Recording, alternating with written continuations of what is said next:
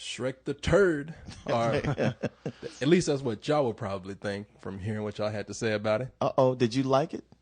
You know, y'all go ahead first, because you No. I already asked you. I've already thrown it out there. Did you like it? Well, see, now you're gonna call me a punk and everything if I give you my answer, because I think we already know the answer. I think you are a punk. Okay, I think you're a little bitch that liked Shrek the Third. You're an animation nerd. No. As long as it's a cartoon, you love it. It could have been Heckle and Jekyll, the movie. You'd be all over it. It's just like, a bunch of the kids that were in the theater, it was pretty colors, and, Shrek ran around with Donkey and that cute little cat, and you were satisfied. Admit it. It was the cat. now see, that's what I'm talking about. I can't even say shit with you. Oh, I'm sorry. Let me re-ask the simple question. Did you like it? Yes, I did. Bitch. Thought he was going to say, what? Say what again? Say what again? All right, let me explain what I mean when I say I like it. Oh, please do. Okay. I just thought it was okay. I didn't love it. I wasn't crazy about it. I had some fun, but I was looking at all the kids that were liking it. Now, that said, Shrek getting kind of old. This is very... okay, and you're going to jump on me about this, especially you and Cyrus over here. But I kind of felt about this the same way I felt about Spider-Man. Oh, here we go. See, no. I saw it. I enjoyed certain parts of it, but it felt just like a summer sequel. They just put it out there to cash in on the money, but the story wasn't anything special. See, I would disagree with you on the Spider-Man reference, only in that Spider-Man, made a pointed effort to tie in to the other movies, whereas this was just some kind of random adventure that really hardly any work went into. Now, my problem with this movie is that it's Lethal Weapon 3 all over again. Here you've got, we've had 2 successful movies that made a lot of money. So what do we do? Let's take every single person who's ever appeared in any of the Shrek movies and throw them all together and find something for them to do. Because that's really what happens here. It's like, how do we get, everyone loves Donkey and everyone loves, Puss in Boots. How do we get them in the film?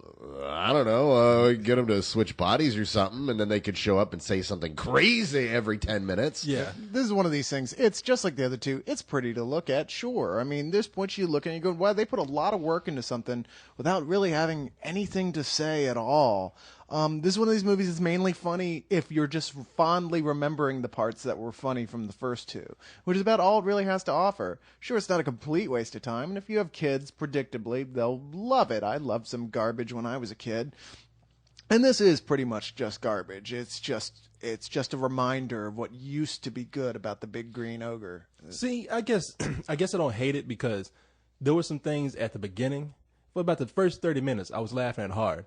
And then after the first 30 minutes, I was like, well, shit, they just made a sequel just to make a sequel. They didn't have nothing to do. The first two felt like, okay, first one caught me off guard. I was like, damn, Shrek is funny. Then the second one was like, okay, they have more story to tell. Some things I need to understand more. They need to flesh out. They have Puss in Boots added some good new characters. And then this one just seemed like, man, they didn't have nothing new to bring to the table except to get our money. The best thing they had going was like one of the oldest gimmicks in the world. Let's switch bodies with 2 of the characters. That'll be funny. And that's like, you're kidding. That's like a television gimmick.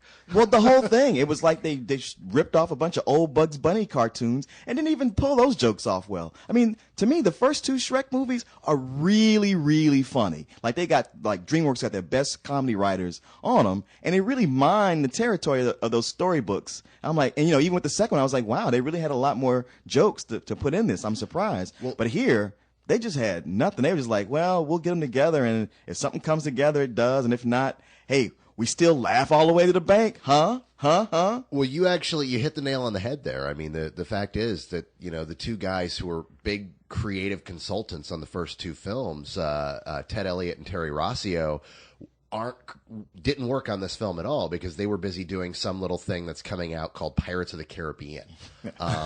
So those guys went off to do the Pirates of the Caribbean movies, and so DreamWorks is like, what do we have? Nothing. Well, a license to print money. I'm sorry. Say that. I didn't mean to step in line. Say it again. Well, a license to print money. So who are these 2 guys then? What were their roles? What were their roles in this movie? No, in the other two movies. And I'm sorry. Yeah, Oh, no, they were creative consultants. They were the guys who essentially punched it up and said, okay, here's what we do with the script here. Here's how you make it better. They were, essentially the guys who helped fix everything and make it solid. Yeah.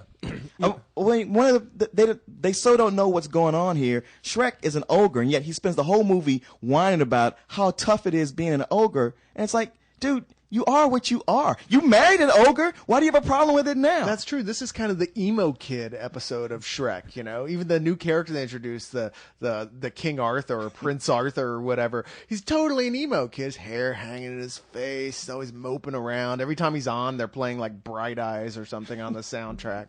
Yeah, and that's Justin Timberlake doing the voice. Well, there you go. Yeah, okay, yeah, exactly. Justin Timberlake, and I guess we were saying they don't introduce any new characters, but the new character they introduce in this is pretty bland. It's Arthur. Arthur from the King Arthur legend. Except in this one, Arthur is a little punk ass. Yeah, a little whiny high school kid. Gee, Justin Timberlake for that role. Who would have thought? Yeah. Now, what should do? You just hate Justin Timberlake, don't you? Yeah, I just do. I got to pick somebody. He's the one. Why? For many reasons that I won't even go into for this review. He beat the crap out of him and stole his money in high school. Yeah, he was that kid in high school. Got picked on. Yeah, he went back in a time machine and beat me up in high school. Is there any coincidence of Timberlake's there and so's Cameron Diaz? Nepotism? Oh, I wonder if they had to keep those two separated when they came into the studio. You mean when they recorded this movie like 4 years ago? Yeah. I like to think, man. You like to think that they made this movie last week. I mean, with the amount of as quality a product as it is, you don't want to think that 4 years of someone's life went into this. Shrek the Third. Finally, the world will see my genius. Yeah, I like to think that Justin Timberlake and Cameron Diaz are in the same room, and Spielberg's in the middle of them, having to keep them apart. Fantasy world, man. And by the way, not only is Shrek an ogre, but he's a rich ass ogre too. It's like, what? He's complaining through the whole movie. I don't like being an ogre. Motherfucker, you got money. I don't want to be a dad. You got enough money to take care of your kids. So you're saying he's the Will Smith of the fantasy world? No, how is that? No, I'm sorry. The thing's going in my head right now. I'm sorry. What, did I miss something? I forgot what I was going to say now. Did it ever get explained to any of you guys' satisfaction why Arthur was the next heir to the far, far away throne? Wait, are we talking about Shrek the Third and satisfaction in the same sentence? Because I'm finding a hard time getting those two concepts to marry. All right, I respectfully withdraw the question. But it was just story convenience. I mean, he's some distant cousin. There had to be some new character they had to bring into it. I mean, talk about loosely contrived excuse for a plot, really. It's like, hey, what would work great for this? A road trip. Yeah. Plus the whole thing with Shrek being an ogre. Now, ogre is mean. People are scared of him because they're vicious and they're strong, and they don't take shit. And yet he goes to his high school and lets everybody push him around and tell him what to do. I'm like, why don't he just crack heads and just grab who he wants and get out of there? Yeah, start ripping people's arms off and everything. He's like the most emasculated ogre ever. Yeah. Well, he is married. There is that. Yeah. Yeah. Say that. That's what marriage will do for you. It's funny because you're right. That character of Arthur did seem thrown in. It's just something like they had the script almost finished and they needed to put one character, and they ran to the room. They're like, we got this one character we need to put in there. And Spielberg was just like, shit, put Arthur now. I don't give a damn. Wait. That was the only thing that felt thrown into this movie? Are you kidding me? This movie was made with that software they have out there, the plot your whole movie, where you type in a couple of names, Shrek, Fiona, and then all of a sudden it prints out a script. It's like, oh, hey, look, it's Shrek the Third. Yeah, no, look, I'm not disagreeing with y'all about how this movie was empty and didn't have, uncreative and just the same old shit. I mean, I know that. I mean, I'm just saying it's not the worst thing I've ever seen. No, it's not the worst thing ever. In fact, what it feels like is one of those direct-to-video sequels that you buy for your kid because you have no interest in it, but they do, and you sit down and watch it and go, I could see why they didn't put this in theaters, except they put this in theaters. Yeah, no, it definitely seems like a like a summer sequel. Right, and what makes it bad is like just the huge marketing campaign that goes with it, and all the hype are like, okay, this is the second of the big summer movies, and you watch and you're like, seriously?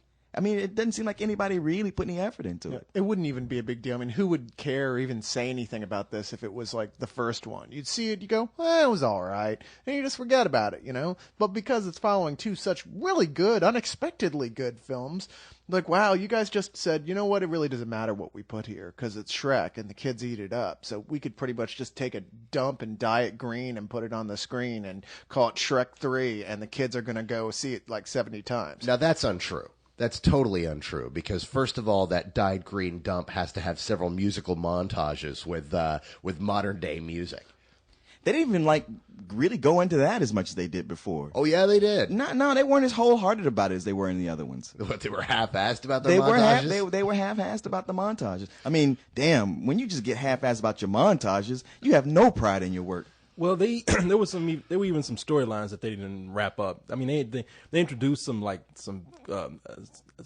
plot twist in there. Like, I don't want to ruin anything. I'll probably cut this out. But they had Rapunzel, like getting with the prince, and everybody thought like, oh, what treachery is afoot here? And they just left it alone after that. I don't think anybody cared. Anytime you've got a movie that's got the ending stolen from a pirate movie, where everybody is standing around at the end and they're about to fight, and they go, hey, let's all just hook up and hang out. Awesome! And then everybody parties. You're not going to be looking for resolution of any kind. That is true. I didn't think about that. The ending pretty much is just like, you know what? Why are we doing this? We should be friends. Sweet, get the keg. Let's party. That's the end. No, see that's the problem with the movie. I guess that's the problem with the movie. Well, the thing is that I'm sitting up there and I'm laughing at little things throughout the movie. I mean, I only laughed really hard during the first 30 minutes, but there were things in the middle that caught me off guard. Some little visual gags, a little joke here and there. It's just that there's no cohesive base of story there to hook all this stuff together, which is a shame because I think if they had done that, just taken a little bit more time and not just gone to this whole symptom of sequelitis, they would have had a better movie on their hands. But, who cares? And David Geffen and Spielberg, they're just wiping their ass with money right now. I don't give a damn. While they blow each other. I just hate the thought of, those Korean animators for the last 4 years, slaving over working on this. And one of them must have said to the other one, does it seem like crap to you? Only to have a bayonet shoved in his face. Hey, you get back to work. They don't use Korean animators for this type of movie. Oh, no? I don't think so. Oh, I'm sorry. We're consulting the animation nerd. Please tell us more. That's right. No. It's Disney that uses Korean animators. I'm going to cut this off. I get into a whole Spider-Man 3 argument with it. Hey, see, the thing is this is what happens when you decide, oh, yeah, we don't need Cargill to record. They jump on you about Spider-Man 3. I would have had your back, brother. Yeah, no, I really regret that now. I wish I'd waited. Because just that day before, I was like, fuck Cargill, let's do this, man. Yeah. No, I wasn't saying that. But anyway, I got enough here to work with. Yeah.